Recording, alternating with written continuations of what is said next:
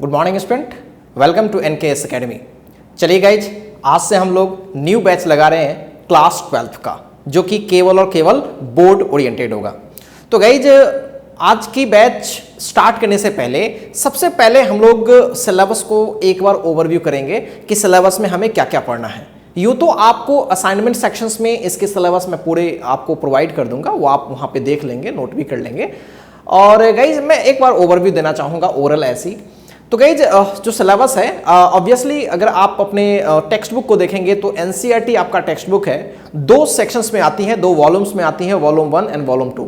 Volume 1 में most over the part electromagnetism है, मतलब इलेक्ट्रोमैग्नेटिज्म में वो सारा सेक्शन आ जाता है, electrostatics, electric current, EMI, AC वगैरह वगैरह जो भी चीजें गई वो सब के सब इलेक्ट्रोमैग्नेटिज्म में ही आ जाता है। तो पढ़ेंगे, अभी डिटेल करेंगे तो आपको समझ में आएगा।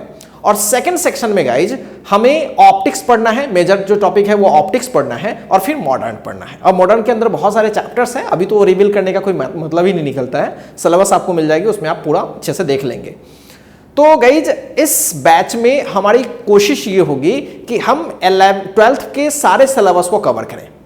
तो गाइज, एक बेसिक सा क्वेश्चन होता है कि जो सिलेबस में बहुत सारी चीजें डिलीट करी गई है, कुछ चीजें ऐड करी जाती हैं कभी कभी, फिलहाल तो ऐड नहीं है, तो उसको क्या करना चाहिए। तो गाइज, जो भी चीजें डिलीटेड है उसके बारे में मैं थोड़ा सा ब्रीफ कंसेप्ट जरूर दे दूंगा, या ऐसा हो सकता है तो उसको साइड से मैं एक अलग वीडियो सेशन लेकर के आ जाऊंगा, ठीक है। लेकिन आप अपने सिलेबस को ही ज्यादा कवर करें, वो ज्यादा बेटर होता है। तो चलिए गाइज, क्लास स्टार्ट करते हैं।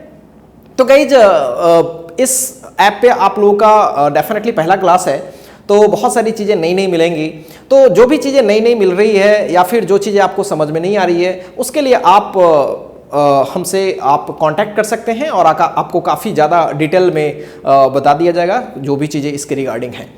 और गई, जिसमें मोटा मोटी तौर पर ज़्यादा कुछ है नहीं, बस आपको वीडियो सेशन में इंटर करनी है, वीडियो लेक्चर को देखनी है, और फिर उससे जो एसोसिएटेड जो असाइनमेंट्स होंगी, क्विज होंगी, टेस्ट वगैरह होंगी, वो सब आपको उस सेक्शन में दिख जाएगा, और आपको हर समय इसका नोटिफिकेशन पहुंचते रहेगा, तो आपको ज़्यादा कोई प्रॉब्लम नहीं होगी।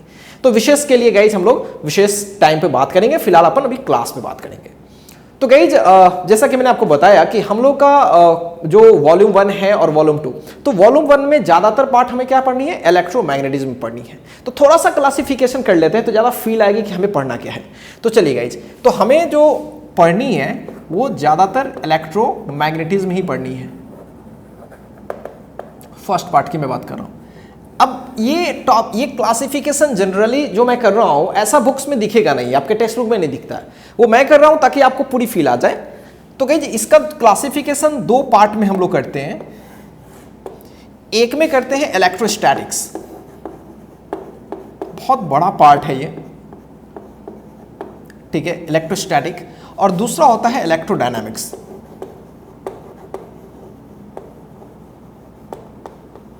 ठीक है गाइस। अब इसके अंदर इलेक्ट्रोस्टैटिक के अंदर बहुत सारे चैप्टर्स हमें पढ़नी है। मैं एक बार थोड़ा सा मैं चर्चा कर लेता हूं, जैसे चार्ज एंड इलेक्ट्रिक फील्ड के बारे में आपको पढ़नी है, जो कि फर्स्ट चैप्टर में है। फिर आपको पोटेंशियल के बारे में पढ़नी है, इलेक्ट्रिक पोटेंशियल।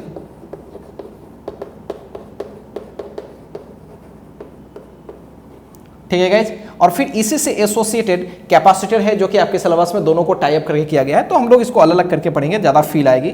और फिर हम लोग कैपेसिटर पढ़ेंगे। ठीक है guys. So electric potential, capacitor. लेकिन गाइज, ये तो हुआ, ठीक है, सिलेबस तो हम लोग वही कवर करेंगे, लेकिन मैं आपको ऐसे पढ़ाऊंगा ताकि आपको ज़्यादा फील आ जाए, बहुत कुछ मिक्सअप नजर ना आए। बहुत कुछ मिक्सअप होता है तो मजा ही नहीं आता है सब्जेक्ट में, पूरा का पूरा गड़बड़ हो जाता है। तो हम लोग जरूर इसको अभी ऐसे हेडिंग लगाए, ये दोनों आपके एक ही साथ पढ़ना है सिलेबस में, और ये फ्री, यानी आपको दो ही चैप्टर्स पढ़नी है, लेकिन दो चैप्टर को भी हम जूम करेंगे और तोड़ेंगे, छोटे छोटे पार्ट्स में दिखाएंगे। पूरी कंटेंट वही रखेंगे जो सिलेबस की है, लेकिन पढ़ने का तरीका, जो सीक्वेंस होगा, थोड़ा बदलेंगे, जिससे आपको ज्यादा फील आएगी, ज्यादा मजा आएगा। तो गाइज, इन सब करने के समय हम लोग बीच में एक और टॉपिक इंट्रोड्यूस करेंगे, जो होगा इलेक्ट्रिक डायपोल। ठीक है गाइज। तो अपन फिलहाल इलेक्ट्रोस्टैटिक्स पढ़ने वाले हैं। और गाइज ये जो इलेक्ट्रोमैग्नेटिज्म है ना, इसमें हम लोग चार्ज और चार्ज मैग्नेट और चार्ज दोनों को एक साथ पढ़ रहे होते हैं। चार्ज की वजह से मैग्नेट या फिर मैग्नेट की वजह से कोई इलेक्ट्रिक करंट का प्रोड्यूस होना वगैरह के बारे में पढ़ रहे होते हैं। अभी तो आपको ज्यादा समझ में नहीं आएगा, बट आप इतना समझिए कि इसमें कहीं ना कहीं मैग्नेट और इलेक्ट्रिकल कुछ चार्जेस के बारे में बात हो रही है। अब इसको दो पार्ट में किया हुआ है हमने, इलेक्ट्रोस्टैटिक्स और इलेक्ट्रोडायनामिक्स। ठीक है, इलेक्ट्रोस्टैटिक्स तो आपको सिलेबस में दिख जाएगा इस नेम से, लेकिन इलेक्ट्रोडायनामिक्स भी आपको नहीं दिखेगा। इसमें इसके अंदर जो होती है बहुत सारे चैप्टर्स हैं हमें, जैसे इलेक्ट्रिक करंट पढ़नी है आपको। ठीक है गाइस, समझिएगा अच्छे से, इलेक्ट्रिक करंट पढ़नी है आपको, पूरे डिटेल के साथ पढ़नी है। फिर उसके बाद आपको मैग्नेटिक इफेक्ट ऑफ करंट पढ़नी है।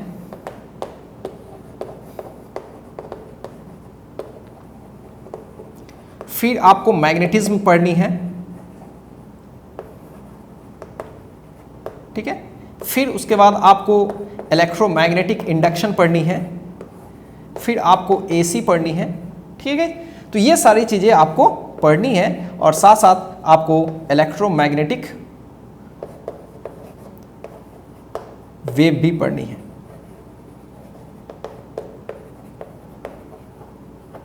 ठीक है गाइज, तो आपके सिलेबस में मोटा मोटी तौर पर गाइज यही सब चीजें पढ़नी है। तो फर्स्ट पार्ट में हमें इस सिलेबस को कवर करना है। ठीक है गाइज, सिलेबस तो बड़ा है, बट हमारी कोशिश होगी कि आपको ज़्यादा से ज़्यादा लेक्चर प्रोवाइड करा जाए एक दिन में, जिसके वजह से आपका कोर्स जल्दी से कवर हो जाए, एग्जाम से पहले कवर हो जाए। ठीक है गाइज, और इस बैच का गाइज जेन्युइन मकसद है बोर्ड में बहुत अच्छा मार्क्स लाना। पूरी जो डिस्क्रिप्टिव चीज़ें होगी उसको भी काफ़ी अच्छे से एक्सप्लेन करेंगे, कुछ क्वेश्चंस होंगे जो बोर्ड ओरिएंटेड, उस पर भी काफ़ी बात करेंगे। और इसमें ज़्यादा गाइज कंपटीशन के बारे में बहुत ज़्यादा बात नहीं करेंगे। हाँ, थोड़ी बहुत तो बात करनी जरूरी है कि थोड़ा बहुत आपका नॉलेज थोड़ा सा इन्हांस हो जाए, जिसके वजह से बोर्ड के क्वेश्चंस को बनाने में ज़्यादा प्रॉब्लम ना हो। बट बहुत ज़्यादा डीप में जाने की कोई जरूरत नहीं है, क्योंकि जितना समय हम बाहर की चीज़ों पर लगाएंगे, अगर गाइज उतनी ही समय अपने सिलेबस पर जबरदस्त तरीके से लगाए, तो हम लोग का काफ़ी ज़्यादा स्ट्रांग हो जाएगा। ये भी आपको पता है। तो कोशिश ये करेंगे कि इसमें हम लोग अपनी सिलेबस के दायरे में ही रहेंगे। ठीक है गाइज, चलिए तो आज हम लोग क्या स्टार्ट करने वाले गाइज, ऑफ कोर्स इलेक्ट्रोस्टैटिक। बहुत लंबी क्लासेस चलेंगी गाइज, काफी लंबी क्लासेस चलेंगी, चार्जेस चलेंगे, फील्ड चलेंगी, पोटेंशियल, काफी लंबी क्लासेस चलेंगी। बहुत सारे क्लास डिस्कशंस भी होंगे, शीट डिस्कशंस भी होंगे, बहुत सारे नए नए तरीके से मैं इस बार आपको इस ऐप में प्रोवाइड करूंगा। ठीक है गाइज, पहली बार है तो काफी मजे से पढ़ते हैं गाइज, काफी मजा आने वाला है। मैं तो काफी एक्साइटेड हूं और मुझे लगता है कि आप मेरे बच्चे भी काफी ज्यादा एक्साइटेड होंगे। तो चलिए गाइज स्टार्ट करते हैं इलेक्ट्रोस्टैटिक्स। ठीक है, इलेक्ट्रोस्टैटिक्स बड़ा नाम सुना होगा, है ना। 10+2 में जब आते हो तो बार बार पूछता है, अरे भाई इलेक्ट्रोस्टैटिक्स पढ़ लिए। ठीक है, वही इलेक्ट्रोस्टैटिक्स। तो गाइज इलेक्ट्रोस्टैटिक्स ये तो एक फिजिक्स की ब्रांच है। क्या है गाइज, फिजिक्स की एक ब्रांच है जिसमें हम कुछ पढ़ेंगे। क्या क्या पढ़ेंगे अपन उसके बारे में पूरी डिटेल करने वाले हैं। तो गाइज अगर इलेक्ट्रोस्टैटिक्स को अगर मैं दो पार्ट में तोड़ूं तो दिख रहा है ना इलेक्ट्रोस्टैटिक्स। इलेक्ट्रो का मतलब इलेक्ट्रॉन एक्चुअली है, और स्टैटिक्स भी है।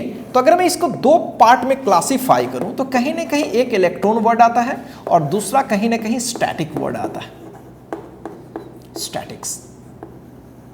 ठीक है गाइज, स्टैटिक्स गाइज यहां ध्यान से कंफ्यूज नहीं कीजिएगा, स्टैटिस्टिक्स नहीं है, है ना। स्टैटिस्टिक्स तो आपका मैथ्स का एक चैप्टर है और स्टैटिक्स है ये फिजिक्स का चैप्टर है, जिसमें किसी भी बॉडी को, किसी भी सिस्टम को रेस्ट में रख के पढ़ते हैं। मतलब उसको मोशन में नहीं करते हैं, रेस्ट में उसकी जो जो प्रॉपर्टी हो सकती है उसके बारे में स्टडी कर रहे होते हैं काफी डिटेल के साथ। सो ये होता है स्टैटिक्स। क्लियर है गाइज। एंड इलेक्ट्रॉन्स का मतलब तो समझते ही हो सब लोग, यानी इलेक्ट्रॉन्स वर्ड अगर उसको लिटरल मीनिंग में बात करें तो कहीं ना कहीं वो एक चार्ज को रिप्रेजेंट करता है। तो इलेक्ट्रॉन्स मींस चार्ज। ठीक है, बाद में चल के इलेक्ट्रॉन को ठीक है अलग एक क्वांटिटी में हमने किया हुआ है, लेकिन स्टार्टिंग की मैं बात करूं तो इलेक्ट्रॉन का मतलब चार्ज ही लोग समझते थे। ठीक है, सो इलेक्ट्रॉन मींस चार्ज ही समझ लो। और ये तो समझ रहे हो, मतलब कोई भी चीज होगी जो रेस्ट की बात हो रही है। ठीक है, ये पहले समझ लीजिए। ऐसा नहीं कि एग्जाम वगैरह में नहीं पूछेगा कि what do you mean by electrostatics, guys ऐसा थोड़े ना पूछेगा, ये तो बहुत सीधी बात है। So guys electron charge statics at rest. Clear है। सो ये एक ऐसी फिजिक्स की ब्रांच है जिसमें हम चार्ज को पढ़ेंगे लेकिन रेस्ट में रख करके, मतलब उसकी जो वैसी प्रॉपर्टी के बारे में बात करेंगे जो रेस्ट में शो करती है। ठीक है, अगर मोशन भी कर रही है ना guys, by the way motion भी कर रही है तो छोड़ देंगे, मोशन कर रही है ठीक है, लेकिन मोशन के वजह से जो जो इफेक्ट हो सकती है वो सबको हटा लेंगे, और रेस्ट में रहने की वजह से जो जो इफेक्ट हो रही है बस उसी को पढ़ेंगे। क्या मेरी बातें गेट कर रहे हो? मतलब मोशन में भी करेंगे अगर तो आप घबराना नहीं, ये मत सोचना कि सर आपने तो बोला था कि भाई चार्ज को रेस्ट में रख के पढ़ेंगे, आपने मोशन में क्यों करवा दिया सर? तो मोशन में करेंगे गाइज, लेकिन किस प्रॉपर्टी को पढ़ेंगे? वो सारी प्रॉपर्टी को ही पढ़ेंगे जो रेस्ट में रख करके वो शो करती है। क्या मेरी बातें गेट करो अच्छे से? यस। तो चलिए गाइज, इलेक्ट्रॉन मतलब चार्ज, स्टैटिक मतलब at rest. So what is electrostatic? So this is the branch of physics in which we study about the charge at rest. ठीक है, क्लियर गाइज? तो चलिए इसमें आप चाहे तो लिख सकते हैं। आप इन सब चीजों को छोटे छोटे जगहों में कहीं ना कहीं नोट करें, क्योंकि इस सब का कोई ज्यादा मतलब नहीं है। सो this is the branch of physics which deals with study of charge at rest। कुछ भी खास नहीं है, बहुत ही सिंपल चीज है। ठीक है, तो ये है आपका इलेक्ट्रोस्टैटिक्स। अब जैसे ही हम इलेक्ट्रोस्टैटिक्स में आते हैं तो एक ही चीज तो आपको नजर आ रही है, सर चार्ज एट रेस्ट मतलब चार्ज, कहीं ना कहीं चार्ज के बारे में पढ़नी है। तो यानी पूरे हमें चार्ज के बारे में स्टडी करनी है, चार्ज की जो इफेक्ट होगी उसके बारे में पढ़नी है, चार्ज की इफेक्ट के वजह से फील्ड क्रिएट होगा, फील्ड में पोटेंशियल के बारे में बात होगी, इंटेंसिटी के बारे में बात होगी, है ना गाइज? और चार्जेस को पेयर करेंगे तो डायपोल हो जाएगा, फिर चार्जेस को स्टोर करने की बात होगी, उसके फील्ड को स्टोर करने की बात होगी, तो आ जाएंगे कैपेसिटर्स में। यानी कोई भी चैप्टर देख रहे हो ना, तो कहीं ना कहीं चार्ज का इफेक्ट या डायरेक्टली चार्ज पढ़ना है तो डायरेक्ट चार्ज पढ़ते हैं इसमें, या उसके इफेक्ट के बारे में पढ़नी है तो वो कहीं पढ़ लेंगे। क्या मेरी बातें गेट कर रहे हो? होपफुली आपको समझ में आ रही होगी मैं क्या कह रहा हूं। सो चार्ज और चार्ज से रिलेटेड जितनी भी चीजें गाइज उसके बारे में पढ़नी है। ठीक है, तो चलिए स्टार्ट करें आज से चार्ज। चलिए हेडिंग लगाते हैं guys, electric charge. Electric charge, तो सबसे पहले आपके दिमाग में बात होगी कि sir what is electric charge? Electric charge किसे कहेंगे? तो गाइज इलेक्ट्रिक चार्ज पे आने से पहले कुछ छोटी छोटी बातों को समझते हैं तो थोड़ा ज़्यादा फील आएगी आपको, फिर बाद में डिफाइन कर लेंगे, डेफिनेशन अपनी जगह पर है। तो गाइज मेरी बात आप अच्छे से सुनिए। मैं आपको जैसा कि पहले भी बताया है कि मेरी फिजिक्स फील्ड वाली होती है, मैं डायरेक्ट कॉपी पेस्ट नहीं करवाता, किताबी में पढ़ाई नहीं करवाता। मैं जब तक कि आपको फील नहीं होगी तब तक मजा ही नहीं आएगा मेरे को पढ़ाने में। ठीक है गाइज, तो पहले आपको मैं फील करवाऊंगा कि चार्ज चीज क्या है, फिर आपको बैक में ले जाऊंगा और फिर तब डिफाइन करूंगा। ठीक है, और डेफिनेशन गाइज कुछ भी नहीं है, बहुत लल्लू टाइप का है, आपको एकदम 100% समझ में आएगा, तो समझिएगा अच्छे से। चार्ज को भी जगह पे रखते हैं, यहीं पे पहले फील करने की कोशिश करते हैं। सबसे पहला एग्जांपल याद होगा, सूखे बाल में अगर हम अपने कंघी से या किसी प्लास्टिक के डंडे से अगर ऐसे से रब करते हैं, ठीक है, और रब करने के बाद गाइज इस पेन को या फिर जिस किसी चीज को भी अगर मैं ऐसे टच करता हूं अपने बालों में, छोटे छोटे कागज के टुकड़ों में, तो क्या देखा है, इसमें टच करने लगता है ना। क्यों टच करता है? तो आप लोग बोलते हो सर चार्ज आ जाती है इसलिए टच करता है। हाँ गाइज, जितना आपने सुना है समझा है, आपने सही सुना है, चार्ज आ जाती है। लेकिन चार्ज आ कैसे गई, कहां से आ गई कि भाई, इसके बारे में अपन चर्चा करेंगे। बट इतना तो पता है ना कि चार्ज क्या चीज है। तो आपने तो बस इतना सोचा कि सर चार्ज क्या चीज है तो दिखाई तो नहीं देता, लेकिन इतना कह सकते हैं कि चार्ज आने की वजह से वो बॉडी किसी दूसरे चीज को अपनी ओर खींचती है। क्या मेरी बातें समझ रहे हो? अच्छा, मैं आपसे पूछूं कि भाई मास क्या चीज है, अब इसको भी डिफाइन करना बड़ा मुश्किल हो जाएगा। सर मास क्या पूछ रहे हो, मास क्या चीज है? हम है पेन है, सब कुछ, सब में मास होती है, लेकिन व्हाट इज मास? मास किससे बना है? तो अपने आप में कुछ चीजें होती है ना गाइज, बड़ा मुश्किल होता है उसको बताना। तो गाइज कुछ इंट्रिंसिक चीजें होती हैं। इंट्रिंसिक का वर्ड का मतलब होता है प्योर, वो किसी से बना नहीं है, वो प्योर फॉर्म है, एकदम बेसिक कह सकते हो उसे। तो जो कुछ इंट्रिंसिक होती है ना गाइज, इंट्रिंसिक का मतलब ये होता है कि एकदम प्योर फॉर्म। तो इंट्रिंसिक चीजों को आप पता नहीं लगा सकते वो किससे बनी है। क्या मेरी बातें गेट कर रहे हो? सो चार्ज भी गाइज किसी भी मटेरियल की, किसी मैटर की, मैटर समझते हो ना, किसी भी मैटर की एक इंट्रिंसिक प्रॉपर्टी है। क्या मेरी बातें समझ रहे हो? आप कह सकते हो बेसिक प्रॉपर्टी है, इंट्रिंसिक प्रॉपर्टी है। अच्छा चलिए ये तो समझ में आया। क्या मास भी मैटर की एक इंट्रिंसिक प्रॉपर्टी है? ऑफ कोर्स मास भी इंट्रिंसिक प्रॉपर्टी है। तो गाइज चार्ज जो होती है ना, किसी भी मैटर की एक इंट्रिंसिक प्रॉपर्टी होती है या बेसिक प्रॉपर्टी होती है, जिसके वजह से वह क्या करता है गाइज, दूसरे ऑब्जेक्ट्स को अपनी ओर क्या कर रहा है, अट्रैक्ट कर रहा है। क्या मेरी बातें समझ रहे हो यहां तक? लेकिन गाइज अगर हम ये डेफिनेशन लिख दे तो सही नहीं होगा। अब बोलोगे सर क्यों सही नहीं होगा? एकदम सही तो है, इंट्रिंसिक प्रॉपर्टी आपने बताया ही, वो भी सही है, दूसरी चीजों को अपनी ओर अटैक करती है, तो क्या प्रॉब्लम है बोलने में? तो गाइज मास भी तो इंट्रिंसिक प्रॉपर्टी है। अब मास इंट्रिंसिक प्रॉपर्टी है, वो भी तो किसी दूसरी ऑब्जेक्ट को अपनी ओर खींचती है। अब आप लोगों से बहुत लोग सरप्राइज होंगे कि सर क्या बोल दिया, मास दूसरी चीज को अपनी ओर अट्रैक्ट करती है। हाँ गाइज, बड़ी बड़ी मासेस, छोटी मासेस भी अट्रैक्ट करती है, लेकिन हमें दिखाई नहीं देता। लेकिन बड़ी बड़ी अर्थ, क्या अर्थ किसी दूसरे चीजों को अपनी ओर नहीं अट्रैक्ट करती है? चलो मैं यहां से इसको छोड़ा, लो नीचे आ गया ना, क्यों आई? क्योंकि अर्थ ने इसको नीचे की तरफ खींचा। तो क्या मेरी बातें समझ में आ रही है? तो मास भी एक इंट्रिंसिक प्रॉपर्टी है, नो डाउट अबाउट दैट, वो भी किसी दूसरे ऑब्जेक्ट की ओर अपनी ओर खींचती है। तो आप कैसे करोगे कि ये मास है कि चार्ज है? तो इसलिए चार्ज को डिफाइन करने के लिए हमें कुछ और तरीके अपनाने पड़ते हैं, ठीक है? और वो तरीका क्या है, आप ध्यान से मेरी बात सुनिएगा। देखिए गाइस, जो चार्ज होती है ना, चार्ज अपने चारों बगल, है ना, चार्ज अपने चारों बगल एक फील्ड क्रिएट करती है। क्या क्रिएट करती है? फील्ड। फील्ड का मतलब आप ऐसा समझिए प्रभाव क्षेत्र।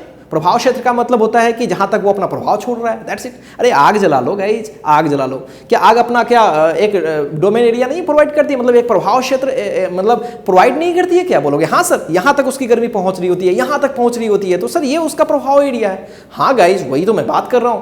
कोई गुंडा मवाली है गाइज, थोड़ा मजाक भी कर लेता हूं, कोई गुंडा मवाली है, क्या उसका अपना एक एरिया नहीं होता है? बिल्कुल, हाँ, इतने एरिया तक भाई उसकी चलती है, उसके बाद तो उसकी कोई पूछ भी नहीं है, कोई समझने वाला भी नहीं है उसको। सो सिमिलरली हर ऑब्जेक्ट का अपना एक एरिया होता है, डोमेन होता है, जहां तक वो उसका अपना प्रभाव चल रहा होता है, वो अपना प्रभाव डाल रहा होता है। सिमिलरली गाइज, चार्ज भी अपना प्रभाव कुछ एरिया तक छोड़ता है। थ्योरेटिकली बात करें तो कहीं भी छोड़ सकता है, दूर तक, इनफाइनाइट तक, लेकिन प्रैक्टिकली बात करें तो कुछ दूरी तक, है ना, कुछ ही दूरी तक उसका प्रभाव हम देख पाते हैं, समझ पाते हैं। तो कुछ दूरी तक वो अपना प्रभाव छोड़ता है। तो जहां तक वो अपना प्रभाव छोड़ रहा है, वहां तक मतलब वो जगह क्या कहलाएगा? वो कहलाएगा इलेक्ट्रिक फील्ड। क्या कहलाएगा गाइज? इलेक्ट्रिक फील्ड, ठीक है? अच्छा, कोई मैग्नेट भी अपना प्रभाव छोड़ता है गाइज? बोलोगे हाँ सर, मैग्नेट भी अपना प्रभाव छोड़ता है। तो मैग्नेट के फील्ड को बोलेंगे मैग्नेटिक फील्ड। क्या बोलेंगे गाइज? मैग्नेटिक फील्ड वर्ड है, पहली बार सुन रहे हो। तो electric field and magnetic field. तो इलेक्ट्रिक फील्ड कौन क्रिएट करता है? चार्ज। मैग्नेटिक फील्ड कौन क्रिएट करता है? मैग्नेट। फिलहाल यही तो जानते हो ना तुम। अब यहां पे एक बड़ी सरप्राइज चीज आपको मिलने वाली है गाइज। चार्ज जो होती है वो मैग्नेट भी बन सकती है। अब सोचोगे ऐसा क्या सर? हाँ, चार्ज मैग्नेट भी बन सकती है, लेकिन जब वो दौड़ने लगेगी तब। रुकी रहेगी तो नो मैग्नेट भाई, केवल और केवल इलेक्ट्रिक फील्ड, केवल और केवल इलेक्ट्रिक फील्ड। क्या मेरी बातें समझ रहे हो? रुकी रहेगी तो केवल और केवल इलेक्ट्रिक फील्ड। अब देखो, इलेक्ट्रोस्टैटिक्स में तूने केवल इलेक्ट्रिक फील्ड पढ़ा है, पता है क्यों? क्योंकि ये रुका हुआ है। अब जब दौड़ने लगेगा तो पता है क्या हो जाएगा? लो, magnetic effect of current, magnetism, EMI। कुछ समझ में आया? इलेक्ट्रिक करंट दौड़ रहा है। सो इलेक्ट्रोडायनेमिक्स में चार्ज दौड़ेगा, यहां पे चार्ज दौड़ेगा, ठीक है, लेकिन दौड़ने वाला इफेक्ट नहीं लेंगे। कौन सा इफेक्ट लेंगे? जो रुकी हुई रहने वाली इफेक्ट है वही। मोस्ट ओवर केस में रोक के ही बात करेंगे। क्या मेरी बातें समझ में आ रही है? सो चार्ज रेस्ट में रहे तो क्या होती है भाई? चार्ज रेस्ट में रहेगी तो इलेक्ट्रिक फील्ड क्रिएट करेगी, मोशन में रहेगी तो भाई मैग्नेटिक फील्ड भी क्रिएट करती है। ये बात हम पहले से समझ रहे हैं, अभी चार्ज के बारे में कुछ ज्यादा नहीं जान रहे, लेकिन पहले ये सब चीज को समझ गए। क्यों भाई? क्योंकि हमें चार्ज को डिफाइन करनी है। तो चलिए बात करते हैं। So what is electric charge? तो guys, electric charge is an intrinsic property of the matter due to which it creates मतलब प्रोड्यूस करती है electric and magnetic field and experience it. और उसको साथ साथ क्या करती है? एक्सपीरियंस भी करती है। मतलब अगर बगल से कोई इलेक्ट्रिक फील्ड गुजर गया तो चार्ज रिस्पॉन्ड करेगा कि अरे गुजरा है भाई। मैग्नेटिक फील्ड गुजर जाए तब भी रिस्पॉन्ड करेगा। मैग्नेटिक फील्ड मतलब इस पे एक फोर्स लगेगी जिसकी वजह से वो रिस्पॉन्ड भी करेगा, पता भी लगाएगा कि भैया तुम इलेक्ट्रिक फील्ड वाले हो यहां। क्या मेरी बातें समझ में आ रही है? तो ये चीज है गाइस इलेक्ट्रिक चार्ज। तो मैं डेफिनेशन लिखूं तो क्रिस्टल क्लियर हो रहा होगा कि मैं क्या बोल रहा हूं, वरना ऐसे डायरेक्ट मैं बोल देता तो कुछ समझ में ही नहीं आता। तो चलिए लिखा जाए इसके बारे में। So electric charge is an intrinsic property of matter या मास कह सकते हो, चलेगा, due to which it creates and experiences, दोनों लिख लेता हूं एक ही साथ, इलेक्ट्रिक एंड मैग्नेटिक फील्ड। ठीक है। तो ये बात समझ में आ गई आपको अच्छे से कि चार्ज क्या है, एक इंट्रिंसिक प्रॉपर्टी है। कैसी प्रॉपर्टी है? Intrinsic property. This is the basic property. आप चाहो तो इसको लिख सकते हो बेसिक, ठीक है, बेसिक प्रॉपर्टी है। सो साफ क्लियर है कि इलेक्ट्रिक चार्ज क्या चीज है। क्या मेरी बातें यहां तक समझ में आ रही है अच्छे से? अब एक बात और समझो, ये तो समझ में आ गई, चलो इलेक्ट्रिक चार्ज क्या चीज़ है, वो इलेक्ट्रिक फील्ड क्रिएट करती है, मैग्नेटिक फील्ड क्रिएट करती है। मैग्नेटिक फील्ड कब क्रिएट करेगी? जब दौड़ेगी। इलेक्ट्रिक फील्ड कब क्रिएट करेगी? जब रुकी हुई रहेगी। इस पर भी अपन गाइस बाद में काफ़ी डिटेल चर्चा करेंगे, अभी डेफिनेशन किए हैं इसलिए थोड़ा बहुत चर्चा करना पड़ा है। अब गाइज इसकी सबसे बड़ी बात है कि ये कैसी क्वांटिटी है। दो चार चीज़ें तो इस पे बारे में हमें समझना चाहिए कि स्केलर है, वेक्टर है, इसकी यूनिट क्या है, इसके डायमेंशन क्या है। ये कुछ बेसिक चीज़ है जो हमें जल्दी से कर लेना चाहिए। तो चलिए, सबसे पहली बात तो चार्ज एक स्केलर फिजिकल क्वांटिटी है, ठीक है, ज़्यादा कुछ नहीं लिखते हैं, डायरेक्ट लिखते हैं it is a scalar physical quantity. Scalar का मतलब समझते हो, इसमें कोई डायरेक्शन नहीं होती है, ठीक है। दूसरी चीज़, इसकी जो एसआई यूनिट है वो होती है कूलॉम्ब। शॉर्ट में मैं लिख रहा हूँ, छोटा है ये और कैपिटल सी। कूलम होती है SI unit guys, this is SI unit, ठीक है, कूलम। और दूसरी चीज ये होती है it's CGS unit is stat coulomb. आपने सुना होगा जरूर स्टैट कूलम, ठीक है। मैं गलत लिख दिया, ठीक है। या इसे हम लोग ESU कहते हैं, जिसको इलेक्ट्रोस्टैटिक यूनिट कहते हैं। शॉर्ट में मैं लिख देता हूं इसको इलेक्ट्रोस्टैटिक यूनिट। शॉर्ट में ही लिखा जाता तो शॉर्ट में ही जाता है, लेकिन ESU बोलते हैं, ठीक है, स्टैट कूलम या इलेक्ट्रोस्टैटिक यूनिट, ठीक है। ये इसके कौन सी यूनिट है? सीजीएस यूनिट, ये छोटा वाला यूनिट है इसका, ठीक है।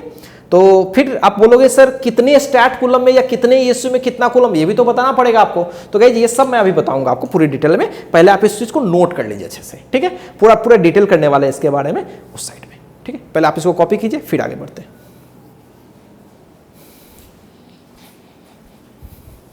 तो चलिए स्टूडेंट, इलेक्ट्रिक चार्ज के बारे में कुछ और छोटी छोटी चीजें समझते हैं। तो अभी जैसा कि हमने समझा कि जो इलेक्ट्रिक चार्ज होती है वो गाइस क्या क्या चीजें हैं। ये एक स्केलर फिजिकल क्वांटिटी है, जैसा कि अभी हमने देखा, आपने लिख लिया होगा। दूसरी चीज कि इसकी जो एसआई यूनिट है ना, वो हमने देखा कूलम, कैपिटल सी, या इसे हम लोग इस तरह से बोलेंगे, कूलम बोलेंगे। और इसके सीजीएस यूनिट की जहां तक बात है, ठीक है, तो वो हमने देखा ESU, या इसे हम लोग बोलते हैं स्टैट कूलम, ठीक है, स्टैट कूलम डायरेक्ट भी लिख सकते हैं। अब इसका कन्वर्जन सीखना जरूरी है कि कितने स्टैट कूलम में कितना कूलम, और ये सब चीज जानना है। तो गाइस एक कूलम में कन्वर्जन समझेंगे, एक कूलम में 3 × 10⁹ ESU होती है, ठीक है, ये स्टैट कूलम, बात वही है। ये कन्वर्जन आपको याद रखना है, ठीक है। अब गाइस अगर ये कन्वर्जन ठीक है, याद है तो सही है, नहीं तो आप एक डेटा भी याद रख सकते हैं, उसके हेल्प से भी आप चाहो तो निकाल सकते हो। गाइस एक स्टैंडर्ड डेटा होती है जिसको हमेशा हर लोगों को याद रहता है, चार्ज ऑन 1 इलेक्ट्रॉन, इतना तो आपको पता है, चार्ज ऑन 1 इलेक्ट्रॉन होती है 1.6 × 10⁻⁻19 कूलम। काफी आप छोटे स्टेज से इन सब चीजों को देखते आ रहे हो। तो गाइस अगर आपसे पूछे कि चार्ज ऑन 1 इलेक्ट्रॉन ESU में कितना होता है, तो गाइस आप चाहो तो ESU में भी याद रखना चाहिए इसको, है ना। ये होता है 4.8 × 10⁻⁻10 ESU, ठीक है। बहुत बार लोग इसको भी याद रखते हैं। तो अगर गाइस आपको इलेक्ट्रॉन का चार्ज, अगर इलेक्ट्रॉन का चार्ज पता है, माइनस में होती है दोनों, वो हम लोग बाद में बात करेंगे कि चार्ज कैसी होती है नहीं होती है। तो ये होती है 1.6 × 10⁻⁻19 और 4.8 × 10⁻⁻9 SU। दोनों चार्ज तो एक ही है ना, बस एक कूलम में है और एक ESU में है। अब इन दोनों को बराबर कर लो तो वहां से भी आप देखोगे तो एक कूलम में कितना मिल जाएगा, 3 × 10⁹ दोनों को बराबर करोगे तो एक कूलम, मतलब इस पूरे को इससे डिवाइड करोगे तो वही आ जाएगा। आप जैसे भी याद रखो, कोई बड़ी चीज नहीं है, बहुत ही छोटी चीज है गाइस। क्या मेरी बातें समझ में आ रही है? अब गाइस चार्ज का डायमेंशन कैसे निकालें, ठीक है। तो चलिए चार्ज के बारे में जहां तक आपको पता है, क्या आपने इलेक्ट्रिक करंट पढ़ा है? सो ΔQ/ΔT, यही तो पढ़े हो ना। सो गाइस अगर मैं चार्ज को लिखूं तो क्या वो I × T हो जाएगी? बोलोगे हाँ sir, I into T. Electric current एक बेसिक फिजिकल क्वांटिटी है, बेस फिजिकल क्वांटिटी है, फंडामेंटल फिजिकल क्वांटिटी है। गाइस 7 फंडामेंटल फिजिकल क्वांटिटी है जिसमें चार्ज को स्थान नहीं दिया गया है, ठीक है, इलेक्ट्रिक करंट को स्थान दिया गया है। सो इलेक्ट्रिक करंट के टर्म में हमें लिखना पड़ेगा। सो अगर मैं इसका डायमेंशन लिखूं, तो इलेक्ट्रिक करंट के लिए हम लोग I यूज करते हैं या A भी यूज कर ले सकते हैं, और टी के जगह पर तो टी ही कैपिटल भी यूज करते हैं। सो गाइज ये चार्ज का क्या हो गया, डायमेंशन हो गया, डायमेंशनल फॉर्मूला हो गया। So that's quite easy. अब आप में से बहुत सारे लोग बोलेंगे सर एम एल नहीं दिख रहा है, तो नहीं दिख रहा है तो m की पावर 0, l की पावर 0, t की पावर 1, I चाहो तो आप ऐसे भी लिख सकते हो, कंफ्यूज मत करना, क्योंकि इतना तो आपको पता ही है, 11th में आपने पढ़ा ही होगा। ऐसे भी चाहे तो हम लिख सकते हैं, कोई फर्क नहीं पड़ता। क्या मेरी बातें क्लियर है? सो चार्ज के यूनिट समझ गए, CG में भी समझ गए और SI में भी समझ गए, उसके टर्म में इलेक्ट्रॉन पे चार्ज भी समझ गए, हमने साथ साथ डायमेंशन भी सीख लिया, और ये भी सीख लिया कि चार्ज कैसी है, स्केलर फिजिकल क्वांटिटी है। ठीक है गाइज। अब एक छोटी सी बात और भी है जो कि आपको पता है, types of charge.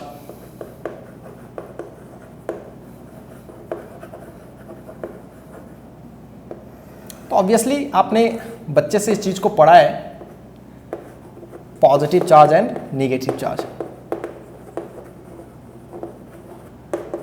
Negative charge, दो टाइप की चार्ज होती है।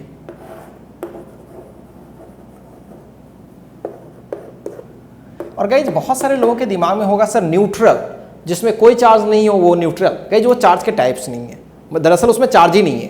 ठीक है, तो चार्ज दो ही टाइप के होते हैं, या तो पॉजिटिव होते हैं नहीं तो नेगेटिव होते हैं। ठीक है गाइज, तो ये बेसिक इंफॉर्मेशन चार्ज के बारे में है। अब गाइज थोड़ा सा बाल की खाल उधेड़ते हैं इसका। किसी भी बॉडी पे गाइज चार्ज क्यों आई? What is the basic cause of charging of a body? किसी भी बॉडी पे चार्ज आ कैसे गई? आपने बोला होगा, आपने सुना होगा कि सर आपने रगड़ा है शायद इसलिए हुआ होगा। नो गाइज, रगड़ा है तो ठीक है, बट उस पे चार्ज कैसे आई? चार्ज का बेसिक कॉज क्या है किसी बॉडी पे, ये बात समझानी है। वो तो चार्ज करने के तरीके हैं, वो तो हम कर रहे हैं चार्ज, लेकिन उसके पीछे उसके अंदर में क्या कंसेप्ट इन्वॉल्व है, क्यों चार्ज आ गई उस पर? क्या मेरी बातें समझ रहे हो मैं क्या कह रहा हूं? अंदर में क्या हो रहा है, ठीक है, एटम मोलिकुलर लेवल पर क्या चीजें हो रही हैं उसको समझना जरूरी है।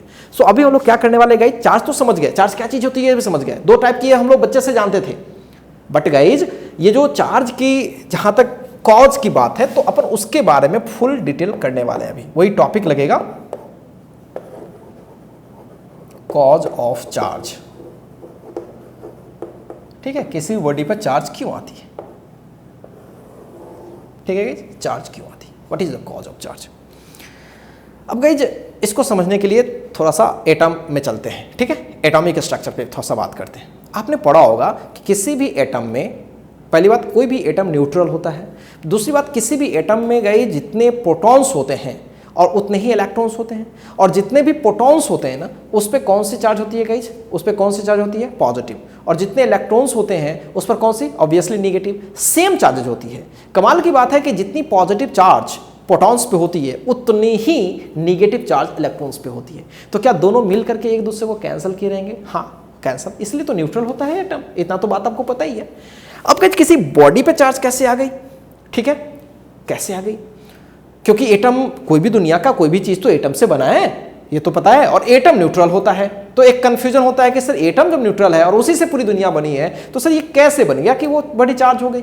अब समझिए ध्यान से गाइज, अगर किसी भी तरीके से एटम में से एक इलेक्ट्रॉन में निकाल लो, सोचो 10 प्रोटॉन्स थे, ऐसा समझो, साइड से पहले समझो कुछ चीजों को तो आपको ज्यादा फील आएगी। कोई भी न्यूट्रल था, तो मान लीजिए कि इसमें गाइज माइनस माइनस माइनस, ज़्यादा डेटा नहीं लेते हैं, छोटा ही डेटा से समझने की कोशिश करते हैं। 3 पॉजिटिव और 3 निगेटिव दिख रहा है। सपोज करो कि इसमें से किसी ने एक इलेक्ट्रॉन निकाल लिया, मतलब माइनस वाला निकाल लिया, तो एक खाली बच गया।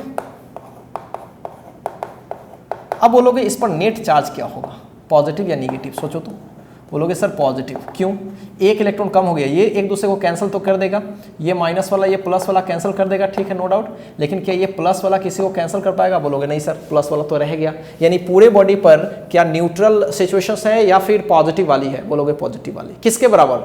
एक प्रोटॉन के बराबर। या यूं कहें, इसको उल्टे भाषा में कहें कि जितने इलेक्ट्रॉन निकल गया है उतना पॉजिटिव को फ्री कर दिया है। फ्री मतलब चार्ज के मामले में उसको फ्री कर दिया है कि लो तू अपना चार्ज शो करो।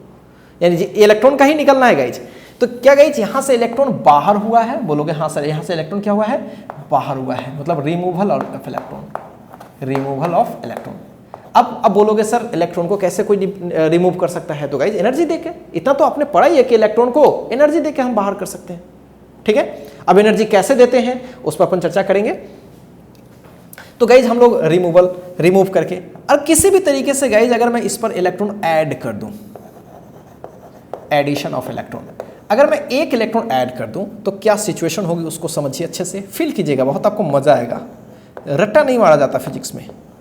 क्या 3 था तो एक 4 आ गया, बोलोगे हाँ सर, पहले से कितना था, पॉजिटिव पॉजिटिव पॉजिटिव। अब देखो तो गाइज क्या प्लस प्लस प्लस सब यूटिलाइज होगा, मतलब न्यूट्रल हो गया, क्या 1 माइनस के बराबर हो गया, तो बोलोगे इस पर तो नेगेटिव चार्ज आ गया। अरे वाह, अरे मतलब इलेक्ट्रॉन ही तो है, या तो निकल जा रहा है कहीं से या फिर कहीं पे ऐड अप हो जा रहा है। अब आपके दिमाग में होगा सर इलेक्ट्रॉन को पीछे क्यों पागल हैं आप, आपने प्रोटॉन को क्यों नहीं भगाया। तो गाइज किसी भी स्ट्रक्चर में क्या जैसे मैंने दिखाया है क्या वैसे ही प्रोटॉन होता है, अगल बगल में होता है, नहीं। प्रोटॉन्स की पोजीशंस न्यूक्लियस के अंदर होती है, और न्यूक्लियस के अंदर किसी चीज को निकलना आसान काम है क्या गाइज, बिल्कुल नहीं। इलेक्ट्रॉन्स तो उसके ऑर्बिट पे घूम रहा होता है, उसको तो थोड़ा बहुत एनर्जी देंगे तो वो फरार हो जाएगा, या बाहर से एनर्जी उसको किसी तरह सप्लाई करके या कुछ कम करके हम उसमें अंदर में डाल देंगे तो क्या हो जाएगा, तब भी वो रह सकता है।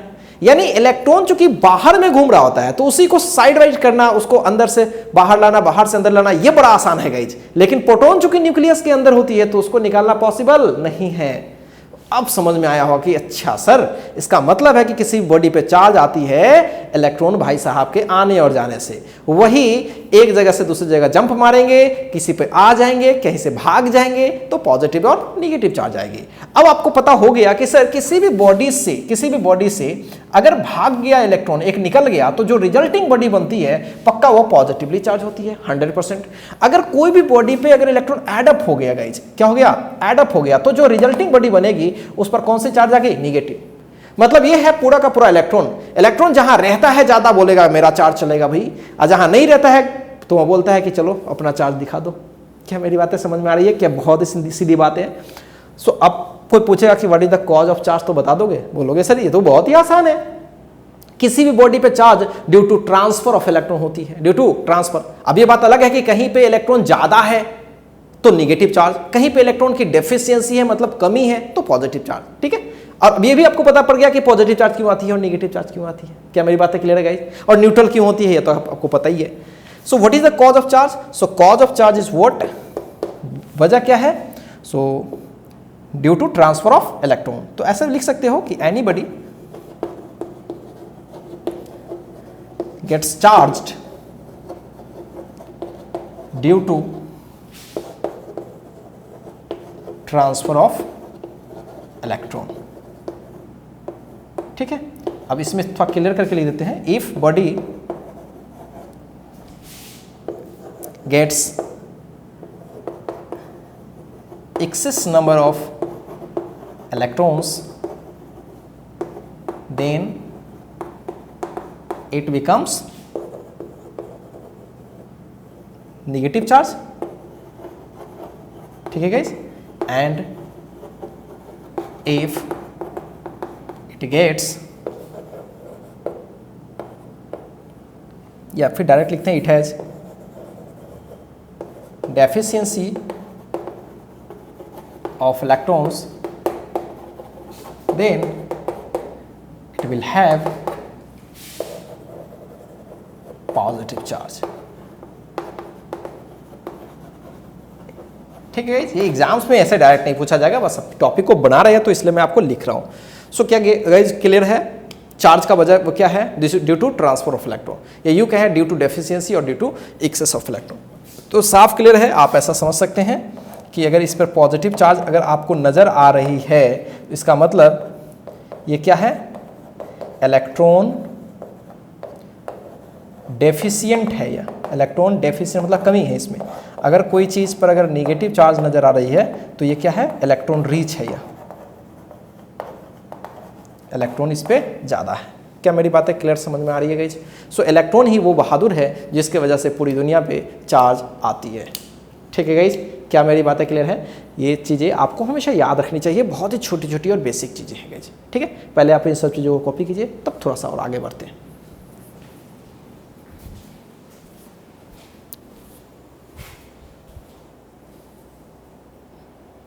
चलिए गाइज, चार्ज के बारे में कुछ छोटा सा चीज़ और करने वाले हैं। तो गाइज, जैसा कि हमने पढ़ा कि चार्ज किसी बॉडी पे आती कैसे है, मतलब ये कि चार्ज का कोर कंसेप्ट क्या है, अंदर में क्या कंसेप्ट है, तो इलेक्ट्रॉन का आना या जाना।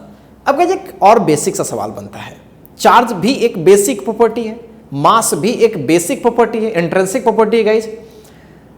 और गाइज जब दोनों ही इंट्रिंसिक प्रॉपर्टी है तो इसमें यह कभी कभी पूछा जाता है कि अगर किसी बॉडी पे चार्ज आ गया तो बताइए क्या उसकी एक और इंट्रिंसिक प्रॉपर्टी मास वाली क्या बढ़ गई या घट गई? ये भी एक सवाल पूछा जाता है गाइज, वो भी बड़ा इंपॉर्टेंट है। तो आपको क्या लगता है गाइज, जरा सोचो कि अगर कोई बॉडी चार्ज हो गई तो क्या उसकी मास बढ़ गई होगी या उसकी मास घट गई होगी? जरा सोचो 1 मिनट। ठीक है, किसी बॉडी पे चार्ज के आने से क्या उसके मास बढ़ गई या घट गई? जरा सोचो, तो सोचो जरा। Effect on mass due to charging, किसी बॉडी को अगर हम चार्ज कर रहे हैं उससे मास पर क्या इफेक्ट होता है? लॉजिकली सोचो, किसी बॉडी पे चार्ज क्यों आती है? बोलोगे सर इलेक्ट्रॉन के आने जाने से, और क्या? हाँ, अच्छा ठीक है, तो क्या इलेक्ट्रॉन के पास कोई मास नहीं होता है? बोलोगे सर होता तो है, बड़ा कम होता है, 9.1 × 10⁻³ kg गाइज, बहुत कम होता है, मतलब जिसको हम फील भी नहीं कर सकते। तो गाइज मास ठीक है बहुत कम होता है, लेकिन होता है ना गाइज, होता तो है। तो अगर किसी बॉडी पे इलेक्ट्रॉन चला गया तो क्या केवल वो चार्ज उस पर क्रिएट कर दिया, पॉजिटिव चार्ज केवल क्रिएट किया, या जहां गया वहां निगेटिव चार्ज क्रिएट किया, या साथ साथ जहां गया वहां का मास थोड़ा बढ़ा दिया? बोलोगे सर वहां का मास थोड़ा बढ़ा दिया, और जहां से गया वहां पे मास थोड़ा कम कर दिया। मतलब साफ है, जहां पॉजिटिव चार्ज आएगी गाइज वहां पे मास थोड़ी कम हो जाएगी, और जहां निगेटिव हो जाएगी वहां मास थोड़ी बड़ी हो जाएगी। क्यों? क्योंकि इलेक्ट्रॉन उस पर जाके चढ़ गया गाइज। तो ऑब्वियस सी बात है कि अगर हमारे पास कोई न्यूट्रल बॉडी है, अगर यहां से इलेक्ट्रॉन इधर शिफ्ट कर जाए, और अगर एक बॉडी अगर देखा जाए तो ये पॉजिटिव चार्ज होगी, अगर इसकी मास थोड़ी देर के लिए m1 मान लिया और इसकी मास m1, ये मैंने बाहर कर लिया है इलेक्ट्रॉन, और यहां से गाइज मैंने इस पर ऐड कर दिया है, किसी भी तरीके से यहाँ पे एडिशन हो गया है। ठीक है, इसी बॉडी पे हम ऐड करके ये सिचुएशन बना रहे हैं, और इसी बॉडी से इलेक्ट्रॉन निकाल करके सिचुएशन इसी बॉडी का बना रहे हैं, लेकिन after addition of electron and after removal of electron. Clear है guys? So this is situation m2। सो इसकी मास अगर m है, इसकी मास m2 है, तो ऑब्वियस सी बात है कि m1 की मास, चूंकि आपने यहाँ से इलेक्ट्रॉन निकाल लिया है तो कुछ मास निकाल लिया होगा इलेक्ट्रॉन के बराबर ही, क्योंकि आपको पता है कि इलेक्ट्रॉन की जो मास होती है वो 9.1 × 10⁻³ kg होती है, बड़ा कम होती है गाइज, बड़ा कम। सो m1 की वैल्यू कम होगी m से, लेकिन m2 की वैल्यू ज़्यादा होगी m से। तो ये साफ जाहिर है कि मास में पक्का कुछ ना कुछ तो चेंजिंग होती है। तो गाइज एक बार आपके बोर्ड्स में सवाल किया गया, ठीक है, ऑब्जेक्टिव सवाल किया गया, मैं वो सवाल करता हूं और आपको टिक करना है, और अपने दिमाग से टिक करिए।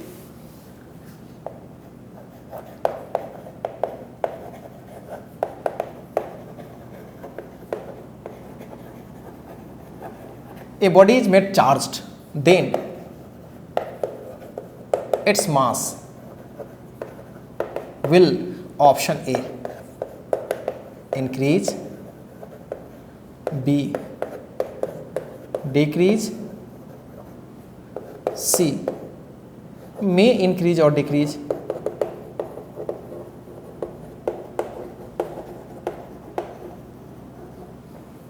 और D, none। या फिर ऐसा लिखते हैं ऑलवेज इंक्रीज्ड, ऑलवेज इंक्रीज। कौन सा ऑप्शन होगा? सोचो। अब आप बोलोगे कि सर इसमें तो आपने क्लियर ही नहीं किया कि बॉडी कौन सी चार्ज हुई। हाँ, मैंने वाकई क्लियर नहीं किया, बोर्ड के सवाल है आपके, ठीक है। जिस भी बोर्ड्स का हो आप बोर्ड समझ लेना, सीबीएसई, बिहार बोर्ड जो भी हो, या फिर और स्टेट बोर्ड्स जो भी आप देख रहे हो। तो गाइज जो भी है, तो चार्ज जैसे हमने किया इसको, ठीक है गाइज, तो चार्ज करने के बाद उसकी मास बढ़ गई होगी, घट गई होगी, क्या हो गया? अभी क्लियर हुआ है कि गाइस जब तक कि पता ना पड़े कि पॉजिटिव हुई या निगेटिव हुई तो क्या डिसाइड कर पाएंगे? नहीं, बढ़ भी सकती है और घट भी सकती है गाइस। हाँ, तो कौन आंसर बेटर होगा? ऑब्वियसली कुछ भी नहीं था गाइस, निगेटिव हो जाता तो मास बढ़ जाता, पॉजिटिव हो जाता तो मास घट जाता। क्लियर है गाइस? बहुत ही आसान चीज है, कुछ भी खास नहीं होती इसमें। सो गाइज ये चीज़ें इंपॉर्टेंट है, इसमें कहीं से कोई डाउट तो नहीं है। अब एक बात और थोड़ा सा समझते हैं गाइज, थोड़ा सा समझते हैं, ज़्यादा उसमें बड़ी चीज़ नहीं है। किसी भी बॉडी पे चार्ज आने से, ठीक है गाइज, क्या उसकी साइज बढ़ती है, घटती है, बढ़ सकती है, घट सकती है या सेम रह सकती है, क्या होगा? अब ये तो आपको नया लग रहा होगा कि सर ये आप क्या बोल रहे हो, मास चार्ज के आने से बॉडी की साइज बढ़ जाएगी, घट जाएगी? अरे वाह, ये क्या कौन सी बात है? यस गाइज, बड़ी कमाल की प्रॉपर्टी है। मास पे यानी कोई मटेरियल पे अगर बॉडी पे चार्ज आ गई, चाहे पॉजिटिव आ गई चाहे नेगेटिव आ गई, ठीक है, तो पक्का उसका साइज क्या होने लगता है? बढ़ने लगता है। अगर ऐसा पॉसिबल है वो बढ़ने का तब, अब ऐसा नहीं कि एकदम लोहे का ले लो, एकदम रिजिड ले लो और कहो कि सर बढ़ने लगी, ऐसा नहीं होता। आपके पास बहुत सारे ऑब्जेक्ट्स है गाइज, एकदम ढीला से ढीला ऑब्जेक्ट्स भी है और टाइट से टाइट भी ऑब्जेक्ट्स है। जैसे मैं सोप बबल ले लो, सोप बबल समझते हो ना, बुलबुला सोप का, वो ऐसे फूकते हो तो मिलता है ना बहुत सारा, उस बुलबुले की मैं बात करूं तो क्या उसका साइज बढ़ना घटना गाइज क्या बहुत मैटर करता है? क्या बहुत आसानी से दिख जाएगा? बोलोगे हाँ सर, उसमें तो कुछ है ही नहीं। तो गाइज वैसे ऑब्जेक्ट पे अगर आप चार्ज डालोगे, साइंटिस्ट लोग एक्सपेरिमेंट भी कर चुके हैं उस पर, अगर उस पर चार्ज डालोगे तो साइज बढ़ने लगेगा। बोलोगे ओ तेरी की ऐसा हो जाएगा? बोलेगे हाँ, उसकी साइज क्या होने लगेगी? बढ़ने लगेगी। अब क्यों बढ़ने लगेगी, इस पे बात करते हैं। क्योंकि गाइज अभी तो पढ़े नहीं है, लेकिन इतना तो जानते हो कि प्लस प्लस में रिपल्सन, माइनस माइनस में रिपल्सन ही, प्लस माइनस में अट्रैक्शन, ठीक है, इतना तो पता है कि अपोजिट नेचर की चीजें एक दूसरे को अट्रैक्ट करती है, ये सब तो आप फील भी करते हो। चलो गाइज, तो भाई प्लस और माइनस में क्या होती है? अट्रैक्शन, माइनस माइनस में रिपल्सन, प्लस प्लस में डेफिनेटली दो कुत्ते समझते हो, ज़्यादा कहने की जरूरत नहीं है, एक दूसरे को दूर भगाने की कोशिश करते हैं। तो गाइज मेरे कहने का ये मतलब है कि भाई सेम चार्जेस के आने से, सेम चार्जेस के बीच क्या रिपल्सन होगा? बोलोगे हाँ सर। तो गाइज अगर रिपल्सन होगा अगर वो, तो क्या वो फैलना चाहेगी, दूर भागना चाहेगी, अपने से चाहेगी कि मैं दूर से दूर जाऊं? भैया रिपल्सन हो रहा है तो सटना थोड़े ना चाहेगा, दूर दूर भागना चाहेगा, ऑब्वियस सी बात है। तो क्या करेगा? दूर से दूर हवा में भाग जाएगा वो, कि मटेरियल को लेके जाएगा? बिल्कुल, जिस मटेरियल पे चार्ज है ना, तो चार्ज मास से एसोसिएटेड प्रॉपर्टी होती है गाइज, मास पे ही रहेगा वो, ठीक है, ये बहुत कमाल की चीज है, आगे चल के पढ़ोगे तो वो मास को लेके क्या करेगा? ऐसे फैलाएगा। तो चार्ज के आने से ना क्या होती है? साइज उसकी बढ़ जाती है। तो कहीं कहीं ये सवाल देखने को मिलेगा कि the size of soap bubble increases, है ना, इंक्रीजेस, डिक्रीजेज, या इस तरह से कुछ कहता है। तो चलो मैं उस पर भी एक छोटा सा सवाल कर लेता हूं, आपको फील आ जाएगी। The size of a charged soap bubble will, a number option, increase, आप इंक्रीज को इस तरह से सिंबल दे देना भाई, डिक्रीज, कांस्टेंट में इंक्रीज और डिक्रीज, ठीक है गाइज। तो what is answer? Always increase. क्यों? Due to repulsion. क्या ये बहुत छोटी बात है आपने सीखा गाइज? बहुत ही छोटी चीज। तो गाइज आज के डेट में हम लोगों ने क्या क्या सीख लिया? चार्ज सीख लिया, चार्ज की यूनिट हमने समझ लिया, डायमेंशन समझ लिया, साथ साथ चार्ज कैसे किसी बॉडी पे आती है अपन उसके बारे में बात कर लिया। चार्ज के आने से किसी के मास में क्या फ़र्क पड़ेगा, किसी के साइज में फ़र्क पड़ सकता है क्या, वो एक सवाल के जरिए हमने ये सीख लिया गाइज, और चार्ज के बारे में एक अच्छा कंसेप्ट हमें हो गया। अब गाइज नेक्स्ट वीडियो सेशन में अब इसके नेक्स्ट बातें करेंगे तो ज़्यादा मजा आएगा। तो आज के वीडियो सेशन में गाइज इतना ही रखते हैं, मिलते हैं जस्ट नेक्स्ट वीडियो सेशन में। तब तक के लिए बाय, टेक केयर।